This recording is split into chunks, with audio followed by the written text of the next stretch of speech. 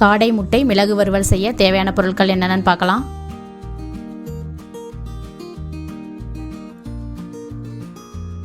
காடை முட்டை 7, மிளகுத்தூள் 1 டீஸ்பூன், ஜீரகத்தூள் 1/2 டீஸ்பூன், இஞ்சி பூண்டு விழுது 1/2 டீஸ்பூன். முதல்ல முட்டையை வேக விட்டுடலாம். ஒரு பாத்திரத்தில் தண்ணி எடுத்துக்கிறேன்.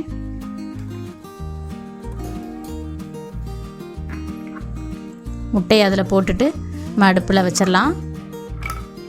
முட்டைலாம் நல்லா கழுவி வச்சுருக்கேன். தண்ணிக்குள்ளே போட்டேன்.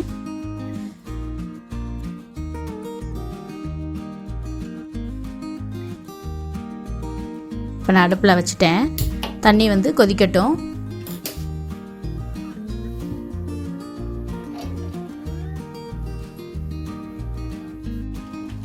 தண்ணி கொதிச்சிருச்சு. இப்போ அடுப்பை சிம் பண்ணி 10 நிமிஷம் வேகட்டும். 10 நிமிஷம் ஆயிடுச்சு. முட்டை வெந்துருச்சு. அடுப்பை ஆஃப் பண்ணிடலாம்.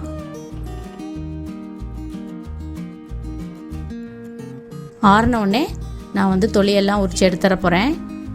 காடை முட்டை சாஃப்டாக தான் இருக்கும். அந்த தொலி அது அழகாக ஈஸியாக உரித்து எடுத்துடலாம்.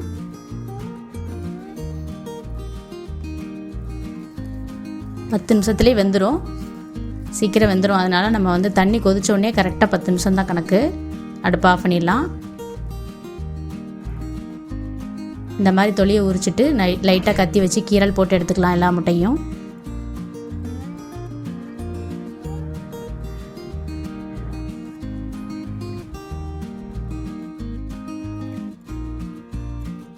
அடுப்பில் ஒரு பேன் வச்சுருக்கேன்.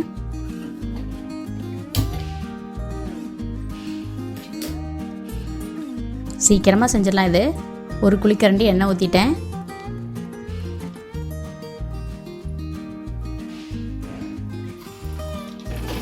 எண்ணெய் காஞ்ச உடனே வேக வச்ச முட்டையெல்லாம் அதில் ஆட் பண்ணிடலாம்.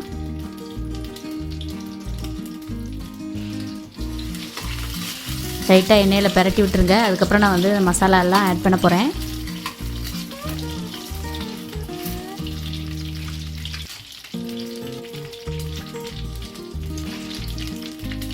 ஒரு 1/2 டீஸ்பூன் இஞ்சி பூண்டு விழுது, மிளகுத்தூள் 1 டீஸ்பூன், ஜீரகத்தூள் 1/2 டீஸ்பூன் எல்லாத்தையும் ஆட் பண்ணிடுறேன்.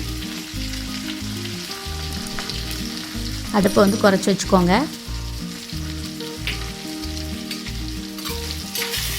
நல்லா மசாலா எண்ணெயில் மிக்ஸ் ஆகட்டும். அப்படியே முட்டையோடு கலக்கட்டும். அதனால் நல்லா கலந்து விட்டுறணும்.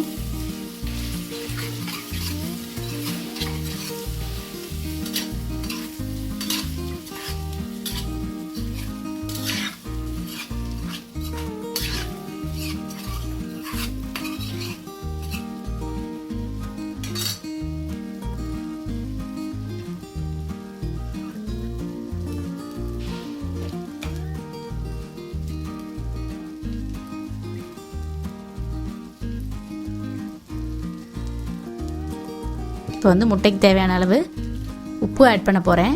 ஒரு 1/4 டீஸ்பூன் போடுங்க, கரெக்டாக இருக்கும். ஒரு 5 நிமிஷம் அப்படியே எண்ணெயிலே பரட்டிகிட்டே இருந்தோம்னா போதும், ரெடி ஆயிரும். 5 நிமிஷம் ஆயிடுச்சு.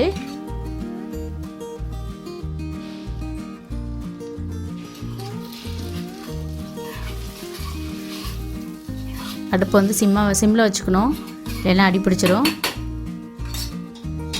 கடைசியாக மல்லித்தலையை லைட்டாக தூவி விட்டு அடுப்பை ஆஃப் பண்ணிடலாம்.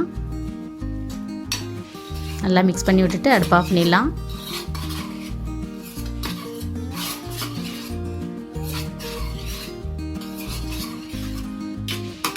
அடுப்பை ஆஃப் பண்ணிட்டேன். ரெடி ஆயிடுச்சு. சத்தான காடை முட்டை மிளகு வறுவல் ரெடி.